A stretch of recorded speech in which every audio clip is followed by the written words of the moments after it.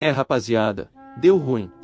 No vídeo anterior, eu apresentei um mod do mapa do GTA 6 dentro do GTA 5. Infelizmente o criador do mapa teve que remover todos os links de download do mod. O criador do mod, Darkspace, publicou um vídeo demonstrando sua criação, mas recebeu um strike da Take-Two por infringir direitos autorais.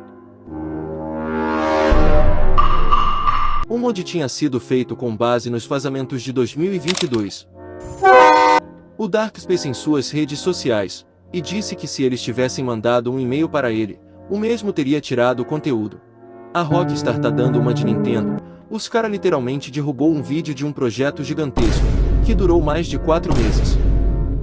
4 meses. 4 meses. Mas é isso minha família, se gostaram deixa o like e marcha pro próximo vídeo.